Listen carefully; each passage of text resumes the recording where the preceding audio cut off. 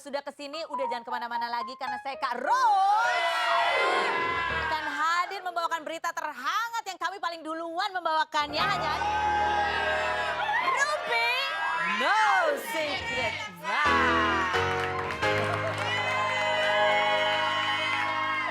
Oke, kalau tadi lihat di teaser pertama itu ada dua pengacara yang melaporkan lalu Gigi Arsanova itu adalah berkaitan dengan kemarin laporan pelecehan gitu ya. Yang dituduhkan oleh si lalu Gigi Arsanova ini kepada Indra Bekti. Ya. Udah dengar belum? Udah dengar apanya? Ya. Ya itu laporan itu dilakukan oleh lalu Gigi Arsanova pada hari Kamis minggu lalu begitu ya. Tapi laporannya ditolak oleh pihak Polda. Karena dianggap buktinya tidak cukup kuat dan bahkan pihak lalu diminta untuk mencari ahli bahasa untuk menjelaskan apa itu definisi dari kesusilaan. Tetapi walaupun laporan dari lalu Gigi ini tidak diterima oleh Polda, tetapi rekaman percakapan antara diduga lalu dan diduga Indra Bekti itu disebarkan ke media. Dan ini ada pengakuannya pihak lalu Gigi akui. Memang dia mengakui sengaja rekam pembicaraannya dengan Indra Bekti, ya, dan juga sengaja menyebarkannya. Alasannya, kalau dibaca dari artikel ini, alasan dari pihak pengacaranya adalah karena Indra Bekti mengelak, maka kemudian rekaman itu disebarluaskan. Rekaman itu isinya apa? Banyak media online yang menulis bahwa itu rekaman bukti pelecehan. Padahal sebetulnya kalau didengarkan tidak ada. Saya sih merasanya di mana ininya ya kata-kata yang diduga suaranya Indra Bekti itu melecehkan, saya tidak mendengar itu gitu ya. Hanya mungkin ada seperti orang bercakap-cakap memancing karena si lalu ini di situ seolah-olah ingin melaporkan, kemudian yang seolah-olah suaranya Indra Bekti itu bertanya kenapa melaporkan, janganlah dan lain sebagainya seperti itu begitu ya. Akibatnya apa? Hari ini pihak Indra Bekti melalui kuasa hukumnya Nanda Persada, sarjana hukum, melaporkan kembali lalu Gigi Arsanova ini dengan pasal dugaan pencemaran nama baik melalui internet atau mungkin barangkali itu adalah menggunakan undang-undang ITE. Baru tadi pagi dilaporkan dan baru nanti sore akan ada press conference-nya. Tetapi Rumpi secara eksklusif bisa mewawancarai pihak kuasa hukum Indra Bekti dan mari kita sama-sama lihat demikian cuplikan dari wawancaranya berikut ini.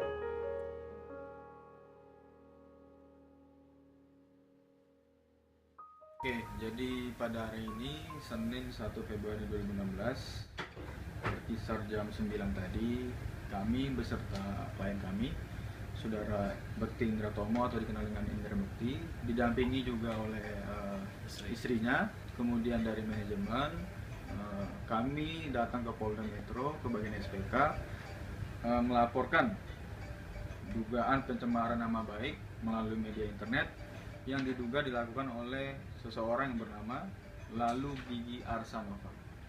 Jadi alasan klien kami melaporkan dugaan tersebut adalah bahwa seperti yang sudah kita ketahui saat ini beredar ada suatu pemberitaan terkait klien kami dituduh melakukan pelecehan seksual. Nah, itu pertama. Kemudian berita itu juga tersebar di media online, cetak, elektronik, dan juga udah tersebar juga rekaman suaranya itu.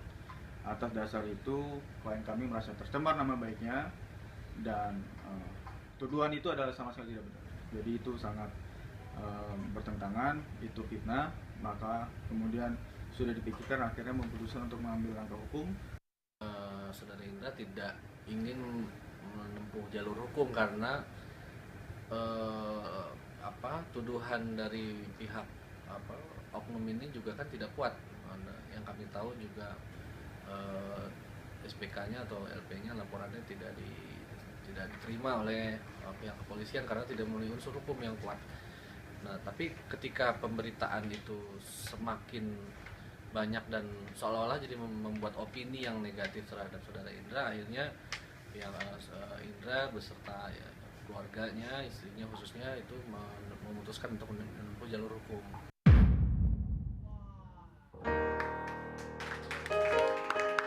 Ini sebuah tuduhan yang sangat serius yang ditujukan kepada Indra Bekti begitu ya, dan istrinya Dila Aldila itu juga kemarin sempat memposting foto di Instagram dengan caption ya. Caption itu intinya adalah tidak perlu menjelaskan siapa diri kita kepada orang lain karena orang yang menyayangi kita tidak membutuhkan itu dan orang yang membenci kita pun toh tidak akan percaya begitu. Ini adalah postingan Dila sebagai bentuk dukungannya kepada sang suami yang tengah menghadapi masalah ya, tuduhan pelecehan seksual yang laporannya sebetulnya belum diterima oleh pihak kepolisian. Jadi ini tuduhannya masih sifatnya adalah sepihak gitu ya, ada rekaman pembicaraan juga yang disebarkan oleh yang bersangkutan secara sengaja. Saya sekarang akan menghubungi Mas Nanda yang sebentar lagi mau preskon, tapi sebelum preskon kita dulu ke kita dulu. Kita mau tanya-tanya informasi. Halo Mas Nanda. Ya, halo Kak Ros. Mas Nanda terima kasih banyak sudah meluangkan waktunya. Mas Nanda, jadi kalau misalnya ini laporan dari Indra Bekti ini berarti menggunakan pasal berapa? Kalau memang terbukti bersalah, ancaman hukumannya untuk Lalu Gigi Arsanova berapa tahun? Itu kita pakai pasal Undang-Undang ITE, itu hukumannya mungkin bisa 4 tahun. Ya. Jadi hal ini kita lakukan pelaporan karena tadinya pihak Indra Bekti beserta keluarga tidak mau merespon ya. Ya. Ini kan isu gosip tuduhan yang tidak kuat secara hukum. Buktinya laporan dari pihak Gigi ya yang katanya siapa aktor saya nggak pernah tahu Pelatih tinju namanya. katanya, pelatih tinju. Pelatih tinju ya. Ya. Itu tidak terbukti dan tidak kuat, tidak memenuhi unsur hukum sehingga ditolak oleh polisi. Tapi yang jadi masalah ketika menjadi pemberitaan yang terus menerus itu mempunyai dampak yang negatif buat klien saya gitu. Jadi udah mulai mengganggu pekerjaan, udah mulai mengganggu hal-hal yang sifatnya pribadi, privasi, bahkan istri dari Indra Bekti, Aldila Jelita itu dibully di media sosial. Maki-maki, dihujat, dihina-hina di sosial medianya, di Instagramnya. Oke. Gitu. Nah, makanya makanya diambil tindakan ini kemudian melaporkan kembali karena sudah mengganggu sekali. Ada rencana untuk juga menggugat ganti rugi secara imaterial? Itu sedang kami diskusikan, tapi yang jelas kami sudah itu nanti tergantung dari pengembangan penyidikan. Ini juga mungkin kita akan memintai keterangan dari saksi-saksi juga termasuk dari teman-teman media yang memberitakan kasus ini kemarin tanpa cover website sama. Dan juga menyebarkan rekaman dan bahkan di beberapa media online juga ada transkripnya. Ini apa tindakan yang akan diambil oleh pihak Indra Bekti? Yang pertama soal rekaman itu tidak ada korelasinya dengan tuduhan pelecehan. Di mana unsur pelecehannya? Itu satu. Yang kedua, pertanyaan apakah itu asli atau tidak itu silakan dibuktikan di pengadilan. Tapi kan yang berkembang ini asumsi gitu. Opini, dugaan-dugaan sehingga menjurus ke fitnah dan mengganggu, merusak kehormatan dari saudara Indra Bekti gitu. Jadi sudah ada unsur fitnahnya begitu ya, karena rekamannya memang tidak ada korelasinya. Kemudian bagaimana dari pihak Indra Bekti menanggapi, saya membaca di beberapa media online dari pihak pengacaranya Lalu Gigi mengatakan bahwa kalau Indra Bekti mengelak, dia akan mengeluarkan lagi beberapa bukti satu persatu sebagai pelurunya begitu. Silahkan, ini kan negara hukum, jadi kita itu berbicara harus ada dasar hukum, bukti-bukti hukum dan menghargai proses. Jadi tidak boleh berpolemik atau asumsi tanpa argumentasi yang kuat secara hukum. Rekaman pembicaraan ini ada beberapa media gitu yang sudah menayangkannya secara elektronik. Apa yang dilakukan oleh pihak Indra Bekti? Sudah ada kan? Kemarin sebenarnya dari pihak Indra Bekti secara pribadi sudah meminta kebijaksanaan atau meminta bantuan dari pihak KBI, Komisi Penyiaran Indonesia. Ini karena dianggap menyudutkan pemberitaan itu sangat sepihak, tanpa cover website itu dan juga tidak punya dasar hukum yang kuat gitu. Tapi terus diberitakan, jadi kan seolah-olah jadi image-nya negatif, seolah-olah ada asumsi yang terbentuk gitu. Di masyarakat kasusnya nggak ada, tapi asumsinya sudah terbentuk begitu ya? Betul, jadi kan udah ada penghakiman sepihak dari bagian masyarakat. Nah Mas Nanda, kalau boleh tahu sekarang bagaimana kondisi keadaan dari Indra Bekti dan juga istrinya Aldila Jelita? Yang jelas mereka tetap kompak, harmonis. Gila bahkan memposting di Instagramnya, sosial medianya bahwa dia begitu percaya dan tetap cinta dan sayang terhadap suaminya gitu. Nah, tapi di akun itu malah dibully lagi, dihinain lagi sama haters gitu. Haters yang ini Nah, haters mungkin beneran ada- atau akun-akun buatan sebetulnya? Saya nggak tahu tuh akun buatan, saya lihat akun buatan dan akun yang asli, dan mungkin kita sedang mempertimbangkan langkah hukum juga untuk melaporkan akun-akun itu, karena itu juga membuat kita tidak nyaman dari pihaknya Dila gitu. Oke. Nanti pada saat press conference pukul 5 rencananya, apakah Indra Bekti dan Aldila juga akan hadir di situ? Hadir dari Hadir. mulai tadi pagi melaporkan ke Polda Metro Jaya, Indra didampingi sama Dila. Nanti juga preskon juga Dila juga hadir di situ. Oke.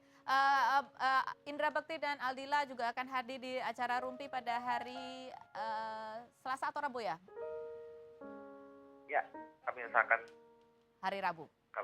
ya. Oke, mudah-mudahan kita Oke. tunggu kisahnya bagaimana Aldila ini bisa mendukung suaminya yang sedang menghadapi masalah. Mas Nanda, terima kasih Ya, banyak baik. atas waktunya. Terima kasih banyak, Terima Kak Ros. kasih.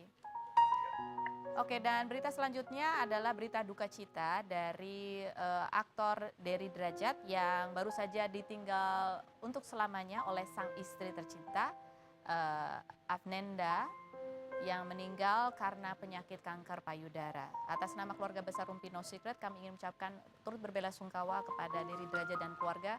Semoga keluarga yang ditinggalkan diberi ketabahan.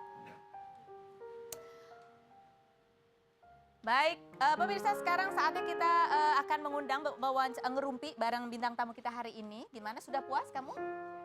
Sudah puas dengan beritanya tadi ya? Coba kalau dicek di Instagramnya Lalu Gigi itu ada postingan, udah dikunci sekarang. Ada 2, satu dikunci, satu enggak ya. Oke, baiklah. Kita akan undang ini satu orang, cowok ganteng banget ya kan?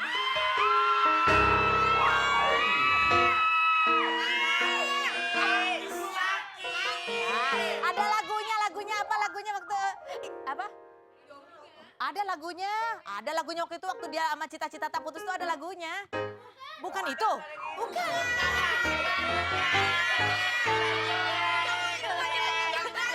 Oke, kita lihat ini siapa. Tepuk tangan inilah Ijo.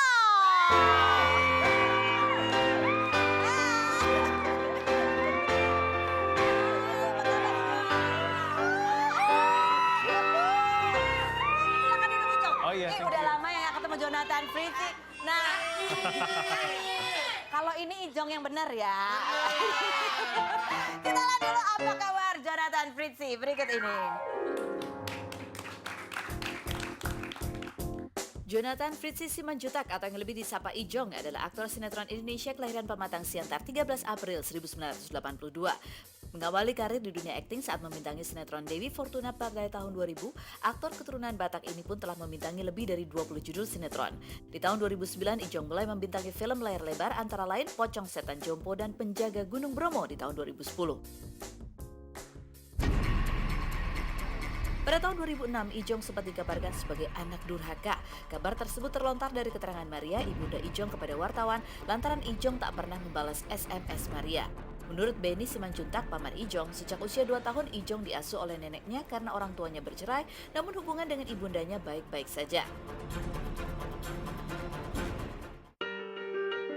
Bicara soal asmara, pada tahun 2002 hubungan cinta lokasi Ijong dan Masayu Anastasia banyak dielulukan fans, namun hubungan itu kandas di tahun 2005.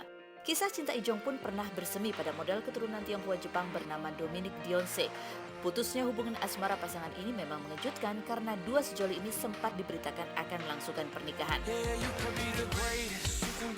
Setelah 5 tahun berlalu, Ijong pun menikahi gadis bernama Dena Aldelia pada 14 Desember 2012. 11 Agustus 2014, Dena melahirkan anak kembarnya yang diberi nama Zak Jeden Fritzi Simanjuntak dan Zo Joanna Fritzi Simanjuntak. Bagaimanakah kabar Ijong kini? Benarkah ia merambah bisnis pakaian anak-anak? Dan apakah di tahun 2016 ini Ijong lebih memilih berbisnis daripada syuting? Saksikan kisah selengkapnya hanya di Rumpi No Secret.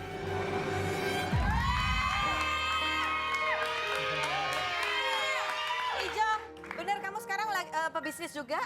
Bisnis baju anak-anak? Iya lagi mau. Oh, lagi mau. Bisnis anak beneran kan, bukan anak-anak alay. Kalah. Kita akan ngerumpi sama Ijong. Jangan kemana-mana, tetap di Rumpi No Secret.